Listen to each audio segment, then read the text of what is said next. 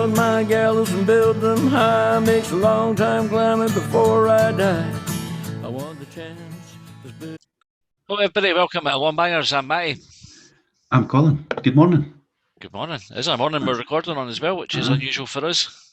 That's good. Get over and done with. I like the getting over and done with thing. I didn't mean to sound like I didn't want to do it when I say I get over and done with. Aye. I quite like it done, and then I've got the rest of the day rather than try to sort my day. Aye, with this road that you go today later on. Aye. So, to anybody that's listening that thinks I didn't want to do it, I do quite like doing it. It's just that I like doing it. Quite like it. I get quite like it. Quite like it. It's all right. It's all right. I prefer it about the middle of the month when I get a wee notification. So you've been paid, aye. So what are you going to use the time you've got for the rest of the day for? Well, we were just talking about that. We've not really got anything planned, so that's even better. Aye. I'm definitely finishing a book I was reading. I've got 50 pages left. I was trying to read it last night, and I was keen at the. You ever do this when do you ever read the book in your bed at night? Like, I know it's maybe an old-fashioned thing that people don't do as much anymore. I used to. I didn't really do so much anymore. Well, I've been doing it recently again. Right, we New Year's resolution that eventually got round to in March to read again. Right, because I enjoy reading once I get in the habit of reading. That I can easily fall out of the habit. Yep. Right. So I'm reading this book, and it's almost like in your mind you're like, get to the end of this chapter and I'll put it down. Right, but then once you've told your brain that, your eyes start shutting. Aye. So then the book starts dropping, and your head's not, and you're not taking it in anymore. And so you go back and you read it again, and then you fall asleep again. Why do you need to get to the end of the chapter? Why do you not just say I'm knackered now? I'll just shut it. Aye. Or is it just me? Like that's what? No. So I used to be like that, but I came to the realisation that it didn't matter. Like a while back, I just went, fuck it, I'll just stop. I sometimes think about playing Xbox. I tend to have a game on the Xbox before I fall asleep, but I'll do the same thing. But I'll start falling asleep while I'm playing it, and then I used to be like, I'll wake myself up to finish it, and now I'm just like, fuck it, I'll just turn that off, right to sleep. Gosh, here it goes.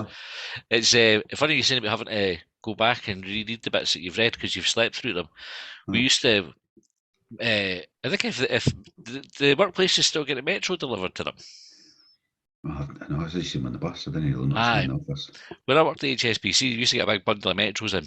So you'd sit at lunchtime, everybody would sit with the paper, and you're sitting like having a blether in that. What I used to like then is if somebody was sitting talking to us, we'd see if you could subtly turn the page back to one that they just read, and then they'd go back and read it again. But sometimes they would notice that they were looking at a page that they just read again.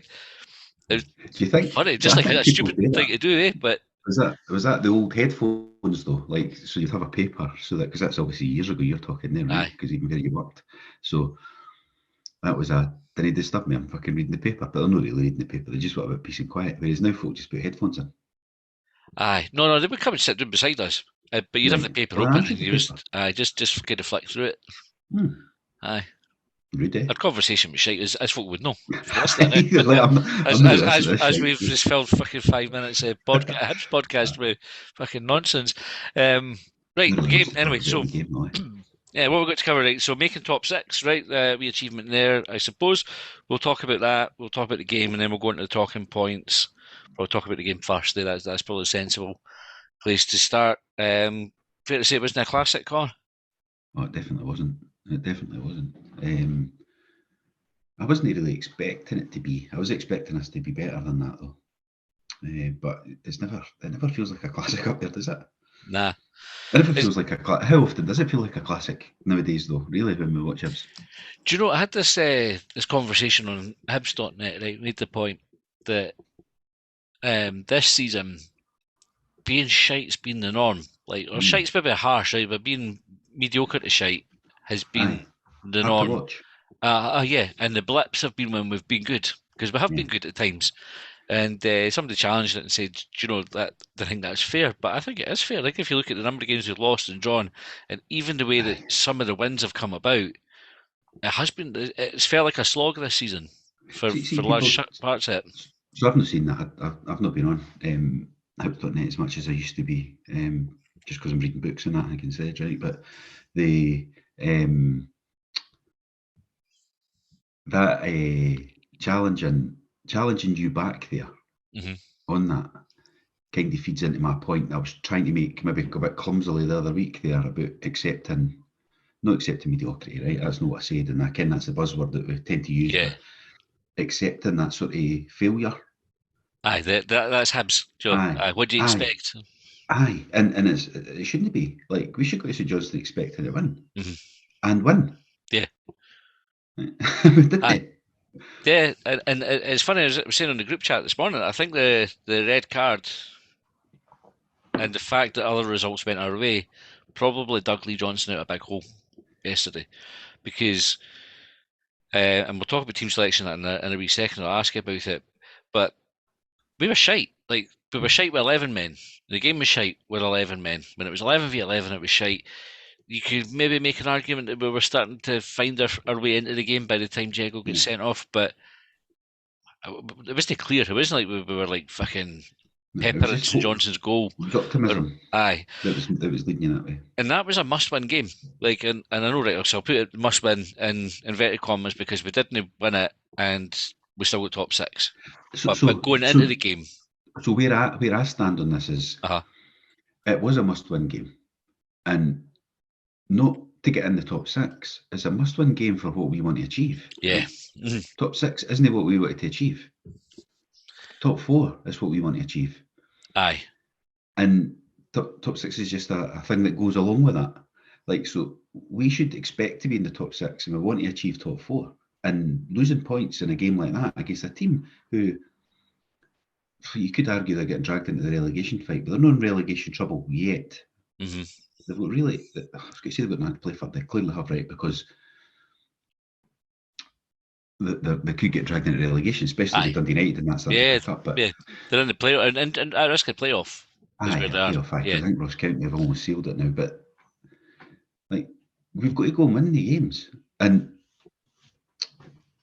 we've lost 2 points on Hearts, and then we might have gained a point on Aberdeen by the end of the day. We don't know, but that would have been expected as well. We would have been expecting to gain 3 points on Aberdeen because we were 10 points behind. That would have got us close. You know what I mean? It's like we're losing ground. Yeah. From what we would expect, and so it is a must-win for fourth place or third place, certainly. No fourth, but definitely for third place, it was a must-win. But so Louis says we can't get third place anymore.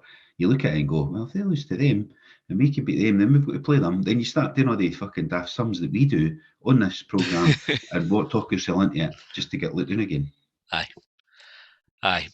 Well, where I was meaning with the must-win is so there is still an outside chance of third, right? And it is outside, right? It's a slim possibility. It's more unlikely than it is likely. But I had other results going out against us yesterday, and we hadn't won.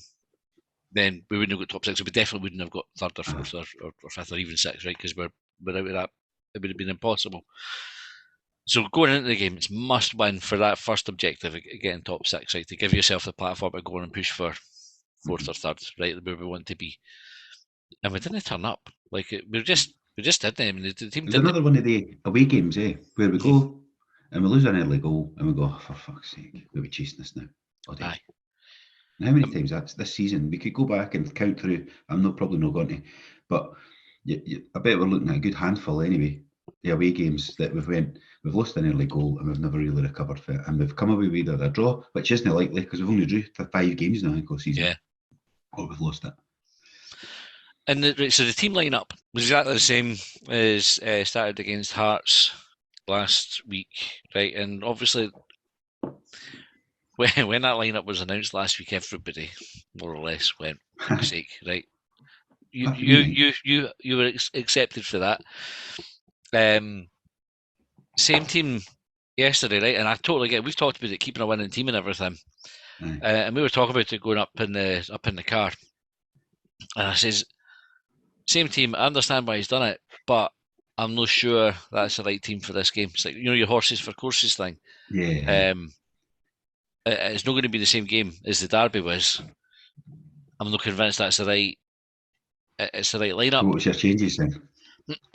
Again, probably quite difficult to say what I would have changed, but I still think our midfield lacked creativity. So I don't know whether the way that St Johnstone played stopped Doyle Hayes and Yule playing further forward, but they seem to be sitting a bit deeper. But there was very little going to Yuan or Nisbet. Like very little getting to them. I think we needed a bit more creativity in the middle. I don't know who would have been, because Henderson came on. Henderson was shite when he came on. Imagine the outroar if we had started him after starting last week as well. And Henderson didn't look like he knew what position he was meant to be playing. So I don't know if the instructions still weren't clear or whatever. But he just looked like he was popping up here and there and never really anywhere useful. So I don't know. Maybe McCurdy playing, and you let Nisbet go into the 10, and you play the 3 up front so you can stretch the game a wee bit, something like that. But I thought it was the criticism I had last week that it wasn't creative enough applied yesterday, and we weren't creative enough. We didn't get the ball down, we didn't pass it. I know the pitch wasn't great and the conditions weren't great, but it was nice, like a nice day, a bit of wind. We should still be able to kind of get the ball down and pass it. Like, I guarantee you, and like Celtic are at the extreme, but if it had been Celtic there, they would have got the ball down and passed it, and they would have been able to knock the ball about. They wouldn't have been. Somebody messaged in the group chat, I think, kind of we're going to need an ambulance for the football, and kind of it was one of those games. I just think we should have been better, and I think we get dragged into that. We get dragged into that. I think that's what you're saying. And Celtic spend loads more amount. We've mentioned it so many times on either here or extra time. But so fine. We've got better players, but we've got better players in St Johnstone as well. Maybe not as big. Obviously, not as big a gap between how much better they are. Like, look at the St Johnstone team. It's just boys we've packed out because they weren't good enough. In midfield, certainly, like Murphy, Witherspoon, Halberg comes on, and Dre Wright. So it's just their rejects, their cast-offs. And so we should be better than them, otherwise why have we let them go? Yeah, so, correct. They should be able to outplay them. That's because they're better players than them. It doesn't matter. Like, Celtic players are even better game, but we should be able to play our own game and know their game. But we get dragged into it when we go away from home. We get dragged down to the level. And that sounds quite condescending or whatever, but that's what it feels like. It is. I think that's fair. And then we conceded like an infuriating goal. Really, I think there was a bit of debate about whether it should have been a corner in the first place. I tried to kind of watch it on Sportscene last night. I was at the other end, real time, so I had no idea whether it was a corner or a goal kick. Watching it on Sportscene, I still didn't care. So it's not a decision I would overly complain about. Like, if I can't tell with the benefit of replays and that, then again, the linesman and the ref have got to make a decision one way or other. They gave the corner, it comes in.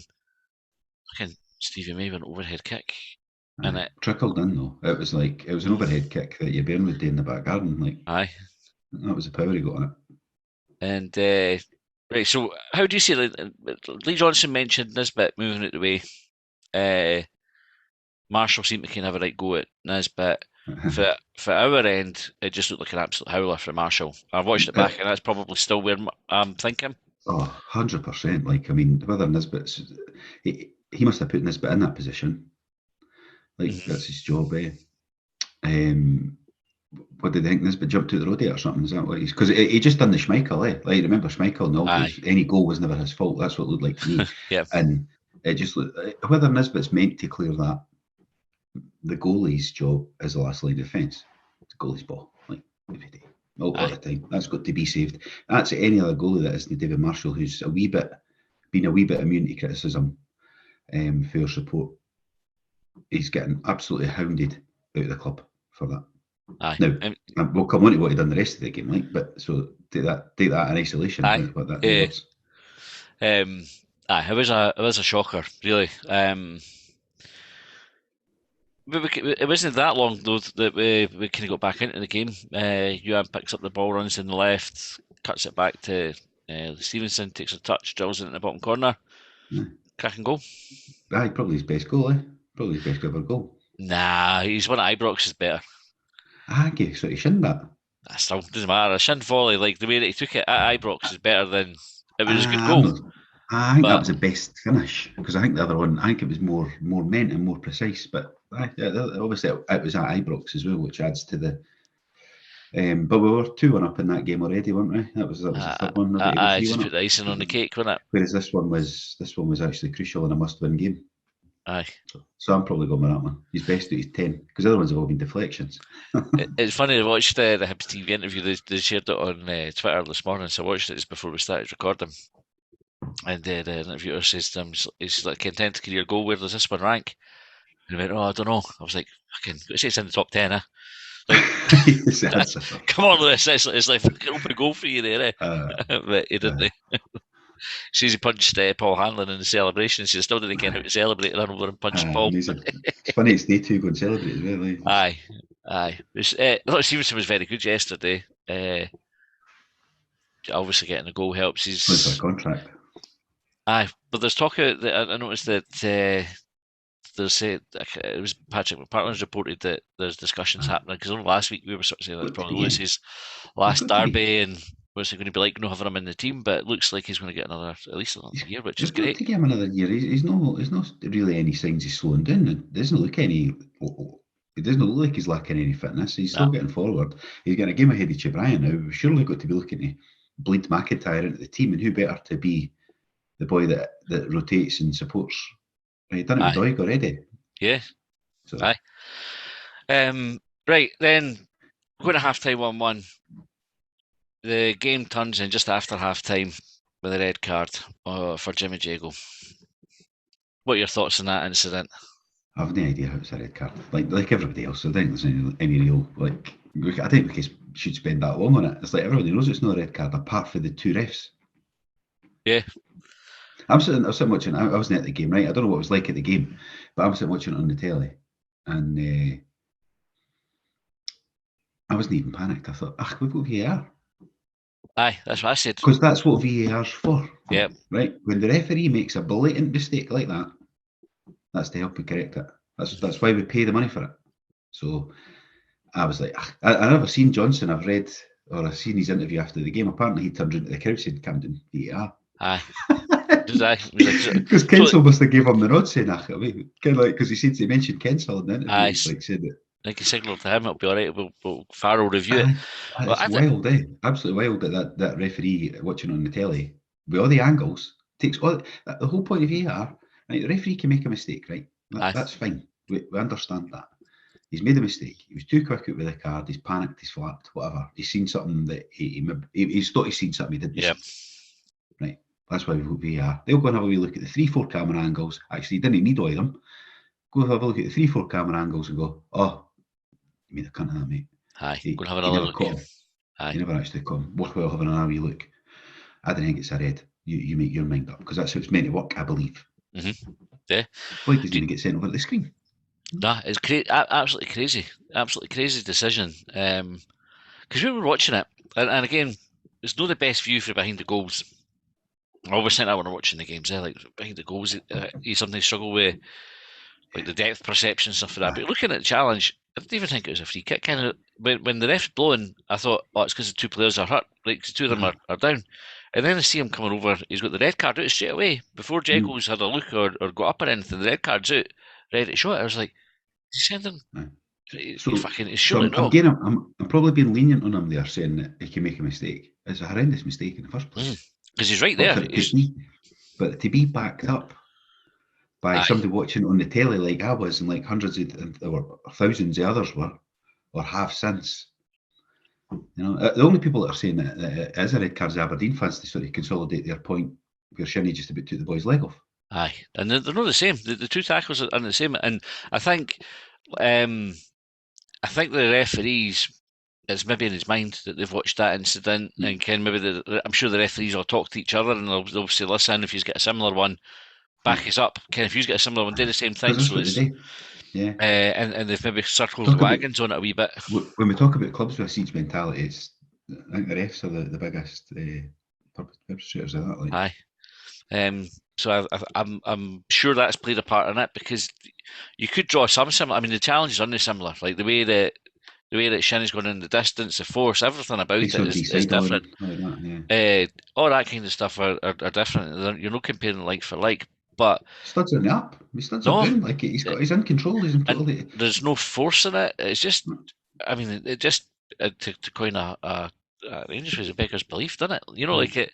You're sitting going, and the fact it's got to VAR. And John Collins made a great point on the radio, did how long you listened to BBC last night. I was listening to it. He says, folk in VAR shouldn't have worked in VAR again. They shouldn't be near it again because they're taking money for nothing. That's right. Spot on. Absolutely spot on. And the last time he said something that effective was when he said the same about Zippy after that game on Boxing Day at Tynecastle, where he basically says he'll never fucking play for this team again. After we got back to 2-2 and then fucking he threw one in. So he's spot on. He's absolutely spot on. That whoever has that, they're blacklisted. They're not even refereeing the juniors next week. Aye. And Napier shouldn't be either. I mean, that referee totally, and we'll come on to talking points. The referee totally lost control of that game. And the players it wasn't a game where the players made it difficult for him. Like, there wasn't loads of snidey fouls. The players weren't overly aggressive through the game. It was competitive, but it wasn't like a big, dirty game. There were a few tough tackles in it, but... So I was listening to the TV commentary and it wasn't great. But the Harper did make a point in that this is making bad mistakes like that. That's what causes you to lose control, because then the players are moaning for everything, the fans are moaning for everything. So it sounds worse, it looks worse. So the whole perception builds around it. Because you've made such a howler there, then they're going, well, if that's a red card, that's a red. Because that's what I'd be like, even if I was 100%. If I'm watching, and I say it every week, but if I'm watching the game play and there's a decision like that, and you then get it, I'm going, well, that's the same as the last one. That's what you do. That's just what happens. You're then shouting for, and you're making like equivalencies that aren't always exactly the same, like the Aberdeen fans are doing with this tackle, and they shouldn't want to prove their point. And that's what you do, So everybody at the game was shouting for stuff that probably isn't normal, that probably wouldn't normally. But I think, well, if that is, then that must be. And then it just gets worse and worse and worse, and it spirals. And he just totally, whoever's assessing him, because I think they get assessed every week in the stand. So somebody must be going, stick him back down with the Bairns next week, like, because that he's just totally lost control. He needs to go and find his feet again. Under 20s on Friday night, mate. You're doing it at Haddington on Friday night. Let me see if I can find the tweet right, because somebody tweeted a stat about Napier, and it was about how many games he'd refereed. Right, so in the last year, 38 games or whatever it was. I've seen that tweet. He must have tagged us in or something. Aye. He's never refereed against Hearts. Aye. Never had Hearts, Rangers, Celtic. We've had him 8 times. 8 times. And down the slope on their Twitter, they shared a video clip, a challenge. Same team, St Johnstone, Easter Road, last season or earlier. It was last season. The cruncher on Doyle Hayes. Aye. And the referee had to go Doyle Hayes for it, after it. Yeah. And it's a much worse tackle than the one that he sent Diego off for. But we're going to talk about VAR in extra time. So if you subscribe, we'll be talking about VAR, some of the decisions that have gone against us this season, the impact that they've had, and whether VAR's doing what it needs to do. We'll talk about it a bit later, but we'll probably park that referee decision for just now, because we'll definitely talk about it more than the talking points. But it was a shocker, and at that point in the game was done. But I don't know whether, like what the mentality Hibs was at that point. Whether it was right that we thought, let's hold on to what we've got, or whether we should have went, we still back ourselves to go and win this game with 10 men. I thought there was like an acceptance that, right, we can't win now. Let's just make sure we didn't lose. And I'm not sure I'm comfortable with that, because there's loads of examples of teams with 10 men going on to beat teams that aren't as good as them, and St Johnstone aren't as good as us. Like, the facts tell you that. You look at the league table, you can see they're not as good as us. I think I would have liked to have still seen us had a bit more positive intent after the red card and really try to win the game. But instead, we kind of went, let's just fucking shut up shop and we obviously knew the results in the other games and just led on to it, which to me is negative, in that it's almost a free pass you've been given because of the results. St Mirren blew it in the way that I kind of half expected we might, and Livingston done what I thought they might. I thought Dundee United were on a wee bit of roll. I thought they've got to get beat. So I thought I was never really worried about top 6, which is maybe why I've started looking up and thinking we need to win that game to keep pace and put pressure on them. Yeah. Because I thought Livingston need to, even a draw for Livy wasn't going to be enough, because your goal difference would have been better even if we had got beat. They needed to win at Dundee United and us to lose for it to be a thing. So I never really, I think folk were making a bigger thing about it because it's Hibs. Yeah, like with St Mirren's there, and St Mirren fans on Twitter, because there's quite a few who seem to follow us on Twitter, and that they they were half expecting it. They blow it themselves because that's what they do. Well, they have done in previous years. So I wasn't very really worried about finishing top 6. Maybe I should have been more than I was. But when you know the results, you've almost got not a free hit, right? But a free pass at going to win the game. Like even with 10 men. But people tell us that, like, and it probably didn't make much difference Jago being out the team when he was off the pitch, because we didn't really. We just kind of banked in. Maybe we lost a man to attack with, though, because somebody was having to cover the job he would normally do. So Neo wasn't getting as far forward as he might have if Jago had been on. But it was Jago we lost, and I've been reading and hearing for the last few weeks we didn't need him anyway. We were a man doing well. So we've been playing with 10 men for the last few weeks. Maybe Hurts with a minute, so it must be maybe Hurts with 10 men. So what was the problem? Go and win it. Go and win the game, because it actually, like, top 6 isn't that. Top 6 isn't an achievement. No, you're totally right. So the rest of the game was sort of like defence versus attack. Marshall probably redeemed himself, would you say, with like a number of good saves? Aye, there's a couple. He made 2 or 3, didn't he? Aye, he did. There was one good one, really, the low down one. I think there's more made of the Halberg one than on TV. It didn't look that. It just looked like a save I would expect him to make. I think the St Johnstone manager, by the way, mention him in a minute. The St Johnstone manager made it out like it was like total goal bound. Like it wasn't a world class save. I mean, it was. The power on the header, really. It was good save, but should make it. When he went low down, that was better, I thought. Aye. And he also made another one I can't quite remember, but he made 3 in the second half, which is great, because I listened to Mikey. I watched Sports Scene last night to see what they were saying about the red card, and I watched it, and I thought, Mikey Stewart's definitely been at some of your games this season, right? Because he seems to get sent quite a lot by BBC. Aye, he does, yeah. Because he obviously stays along the road. But he was making it as if like Marshall saved us and we are in the league where we are because of Marshall. And I thought, that's like, kind of, we talked about pundits before, when they didn't see much of a club and they just make stuff up. Aye, they have a perception, and that becomes reality for them. Aye. And I thought, you're not gauging, you're not reading the room here at all, Mikey. Like, a lot of the Hibs support now are going, they know what to criticise it because they went heavy on. Like, I predicted them player of the year, but I'm willing to change my mind. Went heavy on here, brilliant. We've replaced like somebody that was really bad, and we've got somebody in that's really good, and they'll no back down for that. So I think Mikey must be reading that rather than judging it with his own eyes, because he's just been all right this season. And it's like either get brilliant distribution and no saves, or you get saves and shite distribution. It's almost like you can't match the two up. It's really fucking weird. Sensation, like it's mad. It's you watch it, yeah. The logical reasons for it. World class to shite, and like it's mad. But because he also put that one, he made a save early on after he gave the boy, he passed it out to the boy. It's funny, like see that, like he did it, and looking at how much football you've watched through the week. Arsenal lost a goal like that in the first 30 seconds of the game, and Man United did it in Europe, where the keepers passed it to Maguire. And goalies are shite at football. But it goes through the mind, like they've watched it as well. And do you know that thing where like your brain does that thing, like if I say you Colin, don't touch the space bar on your computer, and automatically you go, fuck, I've got to hit the space bar, right? Did he look, but aye, didn't look, but fucking hell, aye, right, don't make a noise, fuck, right, whatever it is. I reckon if they've got it in their head, they're going, didn't fuck this up, because Ken Fogarty lost goals with it, and then they just go, oh, I fucked it up.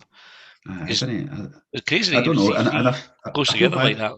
Criticising the boy because he's had a good career, but he's came here, and I think he's just say that he's made these saves, and you go, well, they were good saves. So is he finished? I don't know if he has finished. He's maybe got something to add. I think he's probably got something to add, and as in a squad senior player way. But then, do you carry a wage like that for somebody that isn't delivering every week? As I say, you listen to the pundits, they would tell you he's been like their main man, and it's just not the case, Mikey. If you're listening, it's definitely not. And I would be looking to replace for next season. That's where I am with Marshall. I don't think I don't think we've seen what we probably wanted to see from him. He has been good at times, and I think, like you say, it's been all right. I think it's been the upgrade on Macy that was made. Supporters Player of the Year the other week. Aye, where'd that come from? Mental. But then we were talking about it. Who would you give Player of the Year to? It was Josh Campbell at that point. I mean, he's been off the boil the last few weeks. and he's not been in the team. But at the point when they voted, which was like February or something, I would expect him to absolutely pish it. Aye, he probably would have, but they ended up getting a young player. He's 23. It's like fucking mental rules that you can get young player of the year at 23. Nearly retired. Right, what were you going to say about Steve McLean? We'll do that, and then we'll talk about the. We'll talk about go through the talking points. Mind we used to mention the Dundee United manager was cliches. Well, his one was more. So the Dundee United manager was more the cliches, but also like he was reading out Derek Ferguson's match report for BBC. And I say Derek Ferguson's match report. I mean the one that's written for Derek Ferguson. Yeah. Try and read it, right? That one. And whereas this boy came on yesterday, and he was on for about a minute and a half, and I don't think he said anything that wasn't a cliche. Aye, it was constant, wasn't it? So you've heard that. I did see it. Aye. 5 cup finals. We move. We what is it they say? We go again. We go again. Boys give me everything. Boys give me everything. They put everything into it. You were prepared. I was like, fucking hell, man! You got anything to say for yourself? It was just like you could have sat. You would have been shouting house on the. It's like bingo. You got seconds. Like if you've got onto that chat AI thing and just said, give me a 1 minute manager interview for post match for Scottish football. Absolutely. Read that out. And because they even laughed when they went back to the studio, I think Tom English had said about because they mentioned the don't. I had already messages in the group chat while he was getting interviewed. God, this is fucking unbelievable. But Tom English laughed because then he went on to say, I didn't see it. And you're, why are you saying that? Just say, like, I mean, they harm to you, right? We're not playing you again. Aye. We're not playing you again. Whether he gets it overturned or no, you must have seen that. Every other couldn't see it. So if you didn't see it, you're as bad as the refs. Do you know what I thought when he said that, though? Is I wonder, because he wouldn't have heard all the discussion that's happened before it. He would have kent it's not a red card, right? Yeah. But I wonder if he's thinking, I ken that's not a red card, but I wonder if everybody's been slaughtering my player for it, for going down and making a big deal of it. Mm-hmm. And so the easy option for him is to say, didn't see it. Did they, by the way? That's totally been missed in the whole conversation. Yeah, of course he did. So I think that's probably where he's at there. Like, if I say anything, don't think it was a red card, I might throw my own player under the bus here, so it's easier to say, I didn't see that. That's kind of where I thought he was going with that one. Because otherwise, there's no need for him to say, didn't see it? Just fucking say what you think, eh? Right, the talking points. Let me just take a wee sip of water here. As my voice is going. Right, Jeff Ashton first. I like that husky sort of sound. I think so, I reckon that'll be a opener. Yeah. Right, Jeff Ashton says, I'll ignore the obvious talking point. So with hindsight, were we right to keep the same team against a bunch who don't play out from the back? And if not, suggestions about who could have come in. Bear in mind injuries to Miko and JC. Whatever, we were poor from start to finish. I agree. I don't know what the changes are though. I think only have a wee look at the team or who's on the bench, because I never really paid that. I seen something come in saying same team as last week in one of the chats I'm in, and I thought, fair enough. I half expected that. But really, we've not got anything, because that boy Miko he's obviously good pals with McGuinness. And because it's like, got to know him well. He's almost like his reputation builds. He's one of the guys that his reputation builds with no playing. So the bench was Miller, Chabraya, Tavares, Hoppe, Devlin, Henderson, McCurdy, Johnson, and Del Ferry. So he's brought one of the development in. I noticed that actually. Yeah. To fill a seat. So what are you looking at? Henderson or Hoppe then? Henderson, Hoppe, or McCurdy. Yeah. It's like you look at your attacking options there. Tavares is the other one that again. Never got to play, is he? Nah. So I think that's the difficulty with it. Who would you change? But we spoke about it already at the start when I said like I wasn't sure that was the right team for that game. It might have been a formational change with similar players though. Like we were saying last week when we were, fuck's sake, we're all raging. That wasn't, but we were all raging because it was a 3-5-2, but it wasn't. It was a 4-1-4-1, and everyone went, actually that might work. So it's the same players in a different style. Maybe it's the style that needed to change rather than the people populating the positions. Yeah. James said, I think the best we can finish now is 5th. A win was a must to try and catch Hearts after they beat County. LJ talking about 3rd is pie in the sky stuff, considering we play Aberdeen and Hearts away.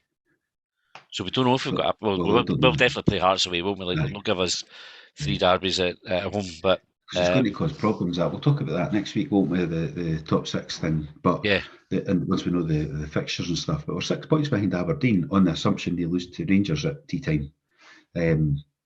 and we've got to play them again. Aye. So it's not, but it just feels like it should be 4 points. We haven't to play them again, and that's the difference, and that's what I mean about it being why it was a must-win yesterday, rather than you've got to take as many points as you can against the shit teams. I seen a post earlier about, I think we've got, give me 2 seconds, I'll dig it out. Right, we've got our record against the teams that are the other teams apart from Rangers and Celtic in the top 6, and we're at the top of that. We're at the top of that table. I was just about to say, so while you're looking up the fact that we play Aberdeen and Hearts, I wouldn't say they're gimmies for either of those teams, and we would just beat Hearts, and the last game against Aberdeen we beat them 6-0. So in the league table, the 9 games against St Mirren, Aberdeen and Hearts, we've got 16 points for that. St Mirren second with 13. That's interesting, eh? 5 wins out of 9 in those games and 1 draw. Lost 3 of them. So we've got the best record in that mini league for third place. But we're dropping points away to St Johnstone, we're chucking points away at Ross County, we've chucked points away against Motherwell, Dundee United. You know, aye, all over the we place. should be, and it happened back again. Like we're building our hope up again. We've thrown it away. We should be almost sealed in third place right now. Aye, we should. With points we've thrown away against the bottom 6 teams. It's crazy. Brian Craig said, overhaul of the referee in Scotland an urgent requirement, hashtag fuck the SFA, and hashtag fuck the Tories. I'll tell you what was good yesterday was we were at the end where Douglas Ross came to check the nets and that. We were right behind the goal. And it's not very often you get to directly and with lots of volume tell Douglas Ross exactly what you think about him. My brother-in-law had him in the taxi a few months ago. He's a really nice guy, and I don't know if he's a Tory or not. I don't think he is, but who knows? Who knows if he is, where he goes in and votes? But he certainly said and he actually talked well about Hibs. But then I was like, Charlie, look at the fucking size of you, mate. Like he's thinking, just get me out of here, get me down the hallway as soon as you fucking can. I'll tell you what you need here.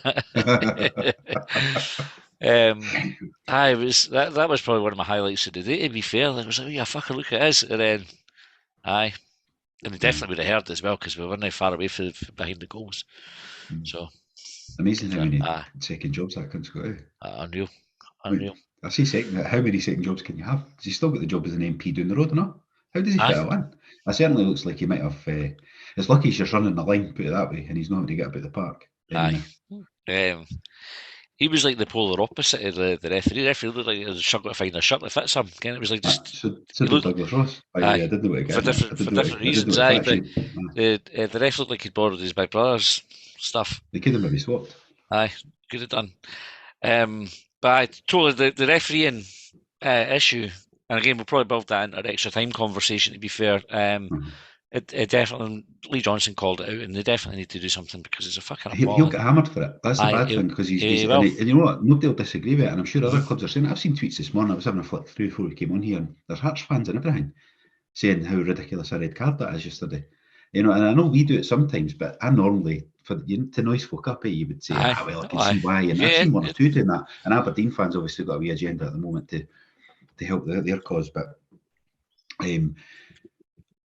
like if you've got Hearts fans who are normally but totally biased, fine, like totally fine that as well, saying fuck's sake, then and when there's still something to play for, it's not like they're saying it and it's like, well, they can't catch us anyway. You know, patronising one. And they're actually saying it, and you think, like, everybody knows this, but the thing is, they'll batten down the hatches. That's what they do. They'll have Stuart Dougal on that fucking programme. Dermot Gallagher will probably, he sometimes says the opposite to the Scottish referee. He normally backs the English referees up, because he did say Aberdeen will lose their appeal last week, to be fair. Like he thought, but then that means the referee's right, I suppose, so he's backing the referee. But then but then the shinny one, there's loads of folks say that's a red card. Like that's a 50-50 one. This one here isn't. Like, I've not seen anybody say otherwise. By the way, on the subject of Aberdeen, is we getting some noise for their fans on Twitter because they're the wee fucking pop at them for their statement about wanting to get reform and everything like this for the appeal thing, and because they got the extra ban for the frivolous appeal, and folks seem to think it's because I think that was a just. So I agree with Aberdeen that it was unfair to give them an extra game, right? I would totally say that's right. That shouldn't be a rule. But for them pretending it's for the good, they're doing it for the good of the game. You're going, no, you're doing it for yourselves, and you're making out you're being altruistic here. Yeah. Just be fucking honest that it's because you're on the wrong end of it. We're on the wrong end of this. We disagree with it. Can you come and help us? Aye. Because it might happen to you one day. Aye. That's the argument. Aye. So where were you when it happened to somebody else? You didn't make any fucking noise. Did we ask? Aye. I don't know. Maybe, but that's it. It's not their job to come out and publicise that they're doing that, is it? Either. But they might get more support for it. It's always going to harm you more when it's you, because we were moaning about it when it was Purchase.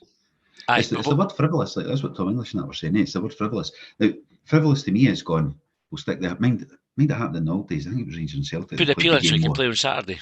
Put the appeal in on the Friday. That makes them available for Saturday, sort of thing. So take that out of it. That's when you should get extra. See, you've taken the piss there. That you're twisting the rules. You're tax dodging. You're no tax evading. Sort of style stuff. That's that. Whereas to say we didn't think that's a red card, and neither do all these folk, and for them to go, you're just wasting our time. Like, well, we know, because like half 50-50 here. Whereas with us, because Johnson's almost saying in his interview, I don't know if we're going to bother appealing it, because we might get 3 matches rather than 2 if we do, because they'll back and doing the hatches, which is wrong. Like they've got a system in place, a process that's meant to be in place, and 99.9% of people take out the 2 referees yesterday think that isn't a red card. We should appeal that and win that. Now, at the end of the day, to sound like Stephen McLean, it doesn't matter, because it was yesterday it mattered. We'll have 11 men on Saturday, or next Saturday, the week on Saturday, whether whether it's Jago or not. We had 10 for fucking 40 minutes yesterday. Yeah. And that's where it mattered. Right, next point. Harkis Consultancy Group says LJ would be out his depth in a paddling pool. One Derby win doesn't change that fact. And I and many others said that last week too, and he did. He should never have been appointed in the first place, and that's the failing of the board. What do you think? Well, he made top 6, which was one of his targets, but top 4 is also another. He's out both cups, so he's struggling a wee bit. The Derby does mask it, but we spoke about the Derby, how important winning Derbies are, and it brings the. So I'm not going to start contradicting myself on that. I think we need to win more. We need to win that. We're going to lose the next Derby, or win it would be better, obviously, but don't lose it. And I don't know. If we finish 5th and 6th in the league, then it's not been a great season, whether we win derbies or not. But if we win the next derby, which will be probably like the midweek game at the end of the season or something, that you normally get, that'll take the total shine off it, because as a support base, we've been that beaten in the derbies over the years, of the last 40 years, 30 years, that we're just happy. We are just happy for that, and I'm not contradicting myself. That's what we need to start with, but I'm meaning to use that as a springboard, no as the sole reason to keep a manager as well. That's where it ends up. I'm really torn on Lee Johnson, right? And I struggle. Like if you look on, like you say, look at his deliverables. If you were to take it, and if you were doing his performance review, cups fail, right? Both cups out of them. Top 6 is achieved, right? So he gets a tick for that one. The Derby record, meh. Is top 6 even on his list, though? Is it not top 4? Well, it'd be top 4, but as a consequence of finishing top 4, you're in the top 6. Yeah. So then you've got bringing through young players. Nah, not really seeing that. So then, do you look like are we progressing? So we have progressed on last season. We're a bit better. But he's not ticking loads of boxes. The football's no brilliant. Sometimes it's good, sometimes it's fucking chronic, like yesterday. I think, as you say, more often than not, it's no good. It's the blips that are really good. We're talking yourself into here, Siri. But then what I say is, what's your mitigation? So if I'm Lee Johnson, I'm going to say, right, but I've not had Martin Boyle this season, right? Put Martin Boyle in that team, I think we're comfortably third. Like based on where we are and how.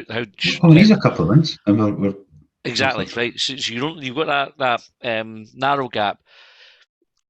I'm loath to do it, but you could point to some referee decisions. Goal at Ross County, right? For example, it's just fucking absurd, right? That one, which is One at Dundee United as well. aye. So you're then like another few points on that take us up the table, and every team gets injuries, right? And every team will get referee decisions against them. So you sort of go right, but it's not just Boyle, McGuinness, Kukovic, who else? Rocky, and McGeady is another big one. Like in January. Aye, lost Poachers in January. And then you look at also the sort of the widely acknowledged failing of the transfer window last summer. Now, obviously, we've discussed Lee Johnson's fucking.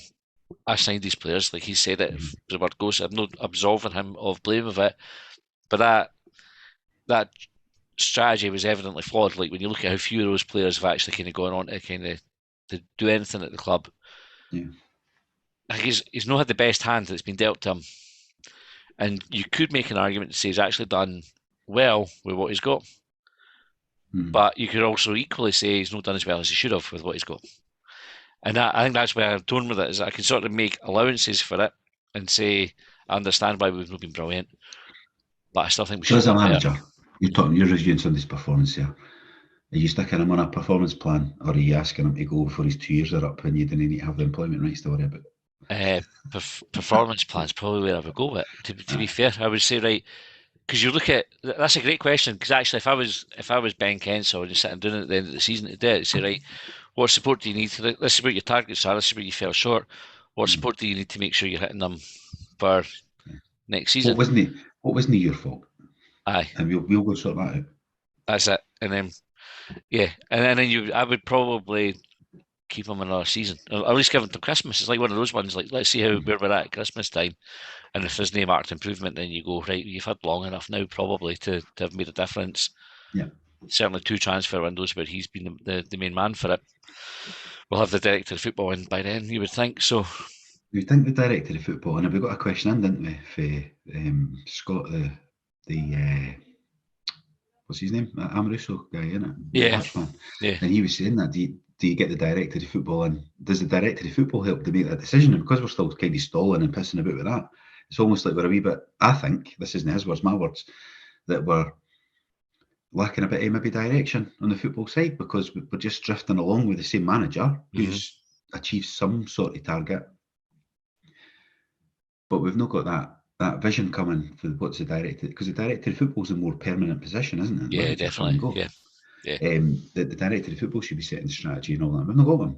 And if we're getting one, he might not fancy Johnson. They might be like, nah, this boy's just fucking, he might come in and go, nah, I worked with him before, do I like him, or David Brent, like whatever perception he's got of him. Or he might go, this boy's brilliant, talks to the press, loves the press, love him, because they do, because he gives them quotes. I think we spoke about it before, is whether, like, if you're Ben Kensall now, do you bring in a director of football that can work with the manager that's in place now? Because that's your cheap bit, like your path of least resistance, isn't it? To get somebody to go, we're used to are going to be good working together. There's not going to be an immediate come in and have that conflict and him wanting to get to change and have to go through that costly process of replacing the management team. If you get somebody that can work there and make that setup work, that's probably the big win. What's your thoughts on when Johnson said yesterday, when he mentioned Ben Kensall, he says the chief executive, he called him, who's a good friend of mine. Aye. Well, and I don't have a problem with folk making friends with their boss, right? Or being friends with their boss. I've been friends with bosses in the past, or say friends, like, like on good terms and on friendly terms, rather than like, let's go out for what you did at the weekend sort of style stuff. But do you think that makes it more difficult, or do you think that makes it better? Because I can see both sides of it. Like, it's good that they'll have a good working relationship. Then Johnson will go, fuck's sake, Ben, whatever, like, you can chat more freely. Yeah. But do you think it then makes it harder for Kensall to go, that's just fucking not good enough? I think it does make it harder, but I think what that probably lends itself to is when the time does come, which it inevitably will, it'll be the right decision. Because I think if there's a reluctance to do it, like if you're going, right, I want to give this guy the benefit of the doubt for as long as I possibly can. It's not an instant. Aye, That's it's not it. like with So, Jack Ross on the way for Livingston. It's fucking aye, phoning him before he gets on aye, the bus, sort of aye, style stuff. the fans are singing, fuck it, right, Aye, let's yeah. ditch. I think then you go, right, I'm going to have that conversation with that person. I'm going to have to do, I didn't really want to do it. Let's make sure all the evidence that I've got tells me it's the right thing to do. Yeah. And so it probably So makes that that he's almost decision coming to me and better. saying, I'm going to have to go. You've got to sack me, yeah. I'm just going to go. Yeah. Right, Dubious Pip, just consciously at time, we've got quite a lot to get through here. Right, Dubious Pip, which is quite a good name on Twitter. Today we tried to play against St Johnstone in the same manner we played Hearts in last week, and it suited them to a T. Even before the red, we should be able to control games like that. Yeah, maybe maybe help Stephen McLean. He thought they'll just do what? They'll just play the same team, and he was just lined up against it. Aye, and I totally agree. I think we spoke about it already. We've been going to that game and expecting to win. Fred Gumbo says we've had some rotten decisions go against us, a few of which should have been rectified by VAR. Tells its own story about officials in Scotland. So we're going to do extra time all about VAR and the decisions, but I would agree with that. Charlie McGrew thinks he made that up, said if refereeing decisions genuinely do even themselves out over the course of a season, Lee Johnson should really be looking forward to these last 5 games of the season where, by my calculations, Hibs are due about 3 big decisions per match. Do you go into that even themselves out over the season? No, I've never believed it. Never ever. I used to make fun of it, I think, before I was even, when I was a Hibs.net poster. Because folk kind of accept shit decisions and go, well, I'll even it over the season. Just isn't it? Go and count it up. But I know you always feel worse for yourself, and then folk will start using ones. Mind the ones years ago when Hearts were getting goals against, we were getting goals disallowed that were miles over the line and that. Aye. And then we'd score against Dunfermline that was maybe just no over the line and get a goal to go 4-0 up. You'd be like, that's even in it. Well, no, really, because that was going to be a fucking 1-0 win at Tynecastle. That was going to be a fucking 3-0 win. We were already winning. Like, it doesn't even, it's not the same fucking, every goal doesn't count the same. Aye, it is. I didn't believe it either. And we'll talk more about VAR on that chat in extra time too. But I think VAR's shone a big light on certain aspects of refereeing that we'll cover. Lex Lofer said probably the worst referee performance I've ever seen, and that's really saying something. Horrific that wee dick gets to officiate in the Premier League. And he also says, and will folk get to Falkirk with all this Marshall must go shite? Every player makes mistakes, and goalkeeper mistakes usually lead to a goal. Nature of the beast. His performance in the second half was nothing short of brilliant. So Marshall's second half performance was very good. On the referee one, we spoke about it. He's getting Premier League games, but he's not getting. He's not getting the No fun.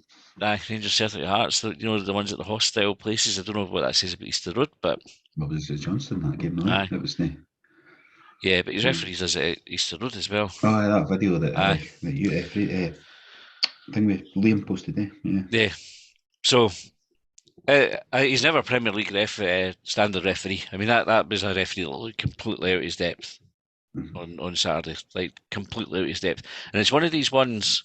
You actually made a good point, Con. The way that you described it is that the big error then compounds all the smaller errors that folk can jump on the back at. Because you might not bother as much about some of them. If he'd got that one right, you wouldn't be complaining for that throw in or that niggly free kick.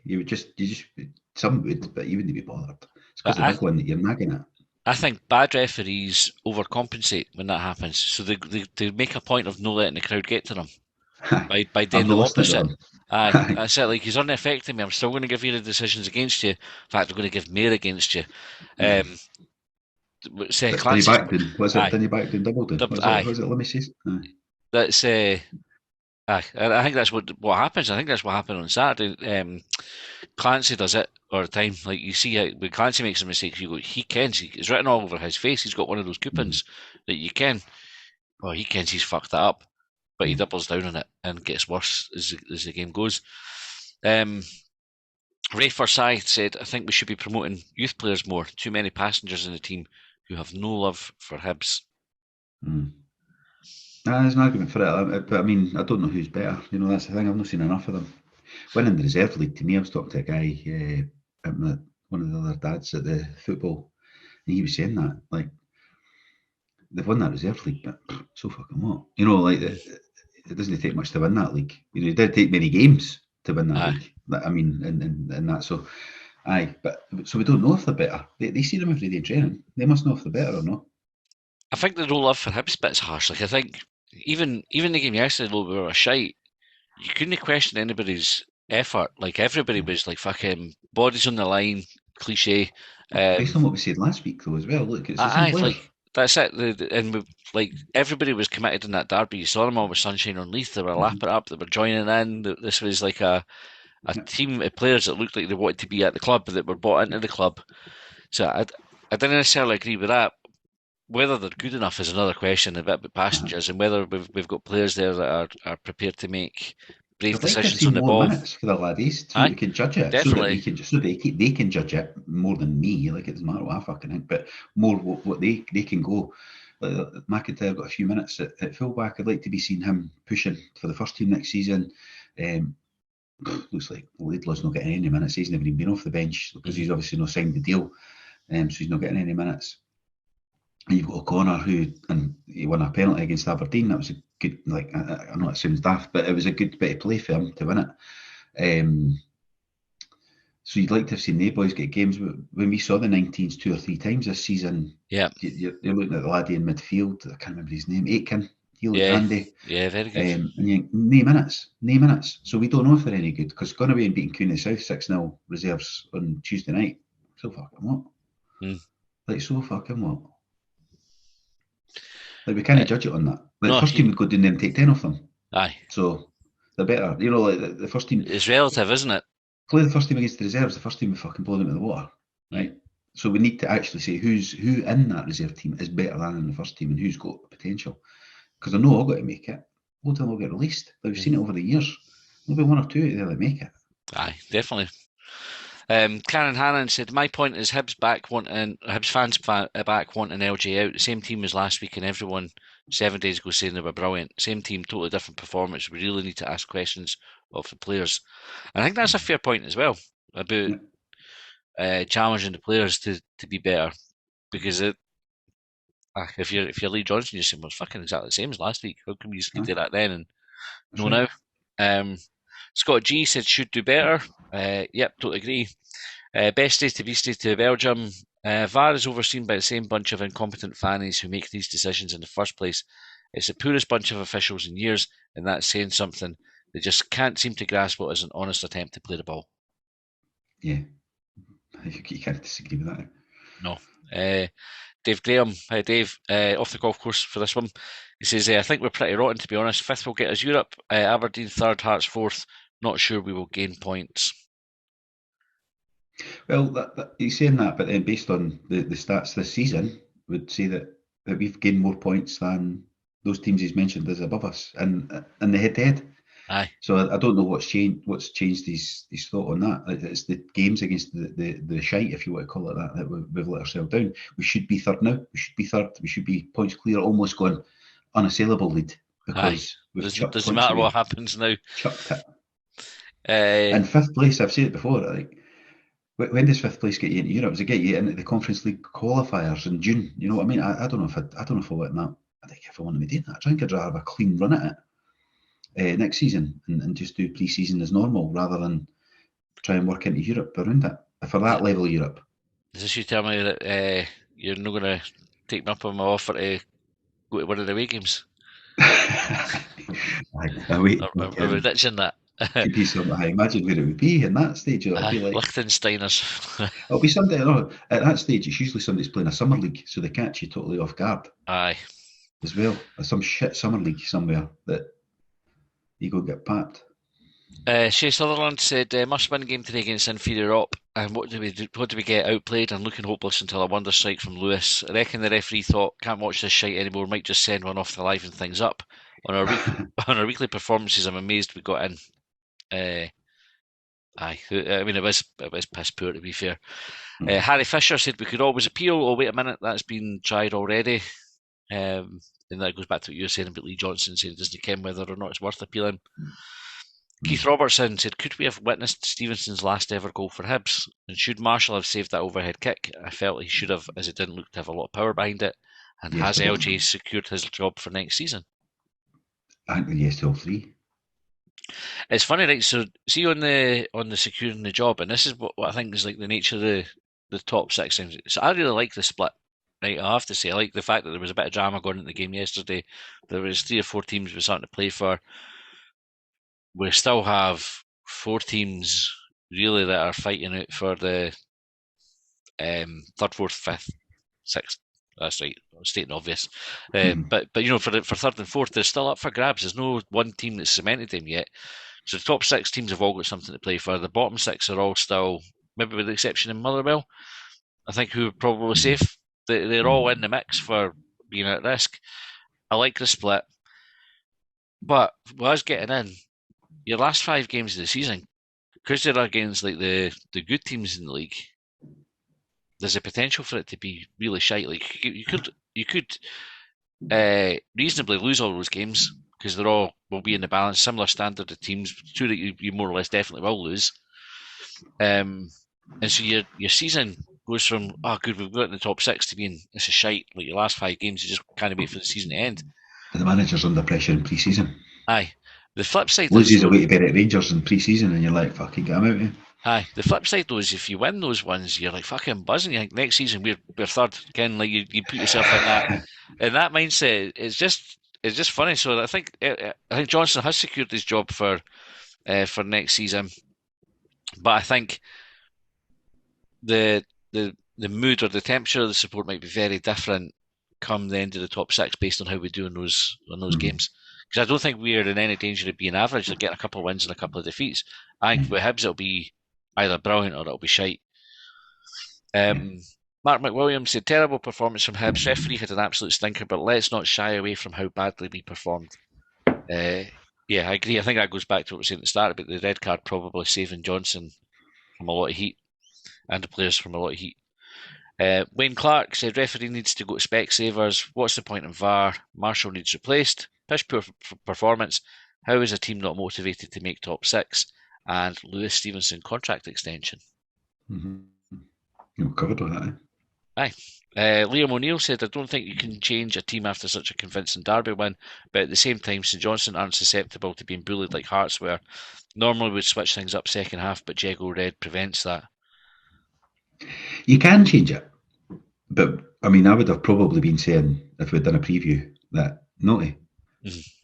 But you could freshen it up. You could change it because you could be changing it. But then your options, like we've already covered, there wasn't many or any. Aye. Parfry's Image said the treatment of Nisbet, caught with a leading elbow, no foul and made to go off for treatment. Undercutting there by a player not going for the ball, no foul and off after treatment. Chases a defender, slides to block, makes no contact, yellow card. Ref was out with depth. So I didn't get a good view in Nisbet's booking, but from where I was, I thought it was a stick on yellow. It was. But it was. I think the bit with the referee arguing with the physio to come on.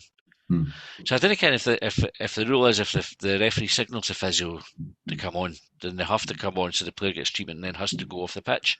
It would seem a bit pedantic. However, I wondered, like, because they were going mad about it on the TV commentary as well. I wondered, is it because it's a head knock? No, because you see players get a bump in the head all the time, and they get back up and they say to the referee, I'm all right. And when the referee stands over them for a wee minute and say, you're all right, and they go, aye. Yeah. And they give they put the hand up and they signal over to the physio, are you all right? Just, I'll give him a wee minute and he'll be up. Aye, maybe. Right. I just thought maybe there was a head knock. I'm like protocol. An excuse. Aye, yeah.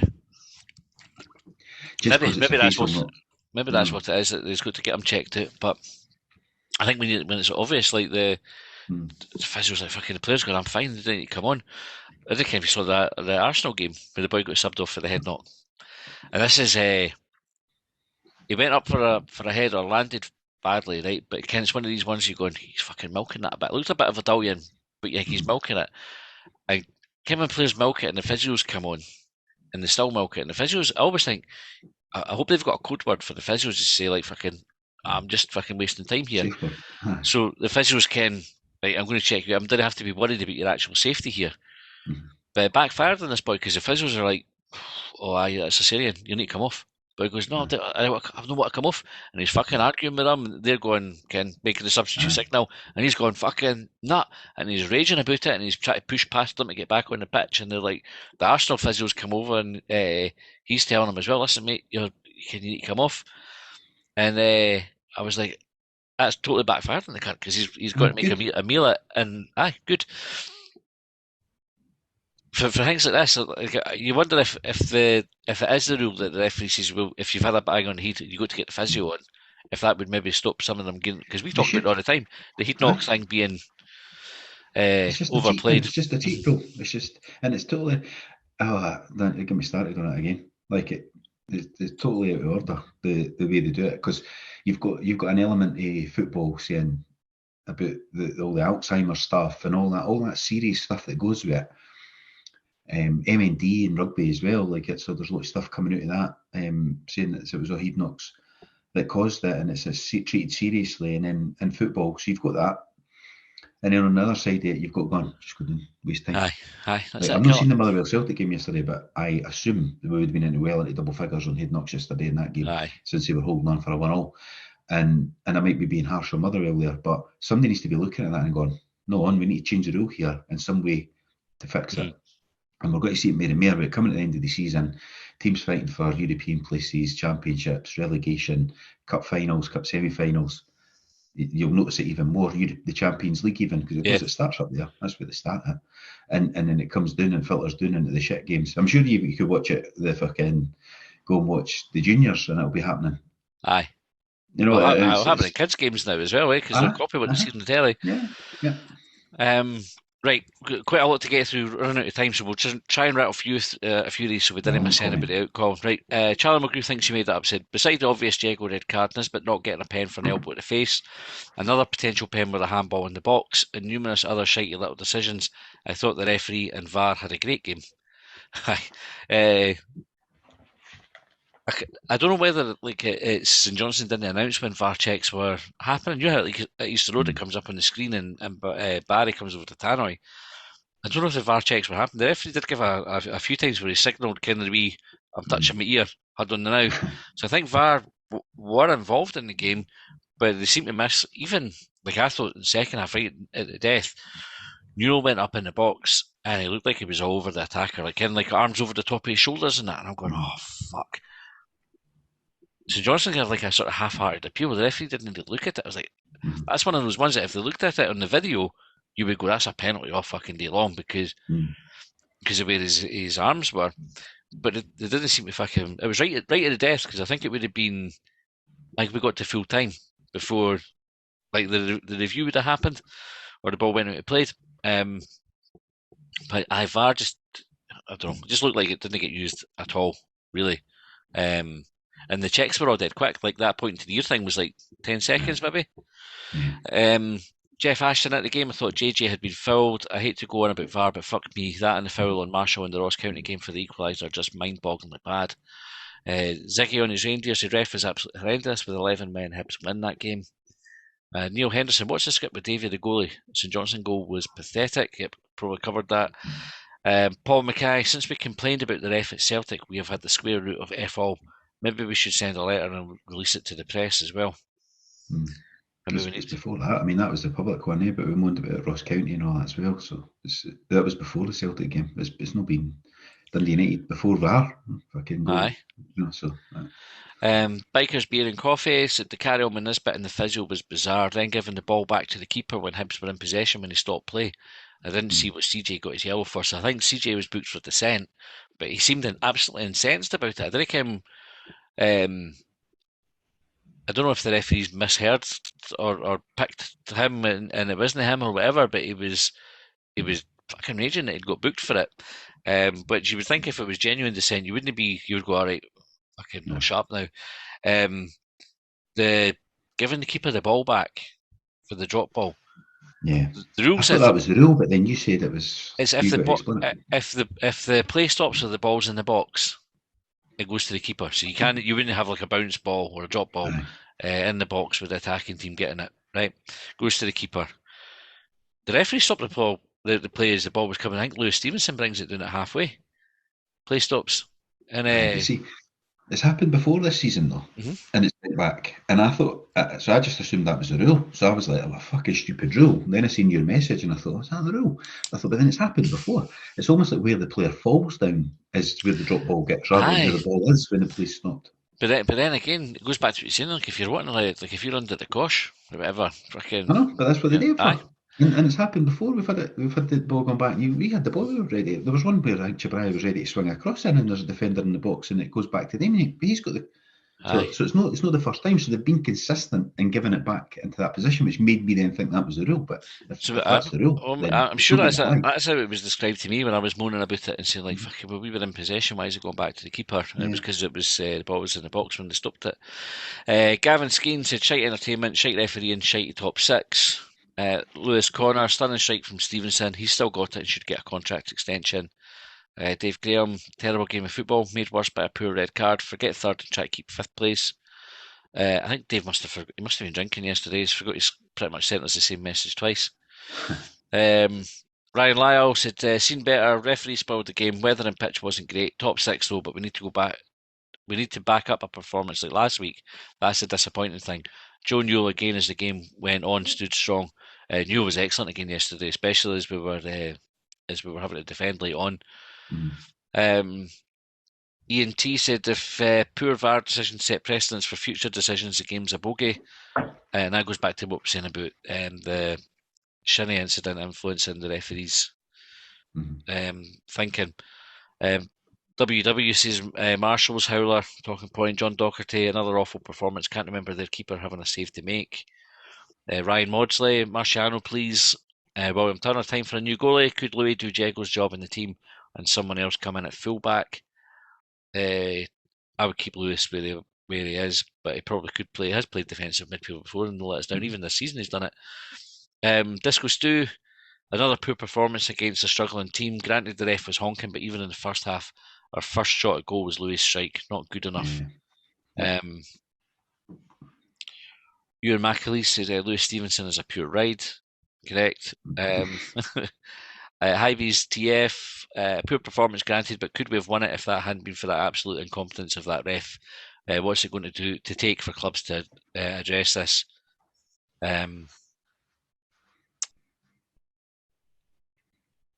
So that's I think that's all. I'm sorry if I missed your talk about. There was loads to kind of get through there as we were kind of rushing through them towards the end. Colin, we're going to go and talk about VAR, the referees, the impact on it, probably touch on the appeal process and stuff that Lee Johnson was talking about in extra time. If you want to listen to that, we're going to, for the first time, make episodes available by standalone. So if you don't want to commit to subscribing, you can go and buy an episode one-off if you like. It'll be available on our Hubwave page. So if you go to Twitter profile, click on the link there, it'll take you to it. You can subscribe. You can subscribe to all the Longbangers content, which is Hibs and Short Bangers, or you can just pick out the Hibs stuff with Longbangers and subscribe to that on its own if that's your thing. In the meantime, thanks for all your talking points, your questions, keep them coming in. We'll be back with extra time next week, no Longbangers because there's no game, and then back for the top 6 games. Thanks very much for tuning in. We'll see you next time.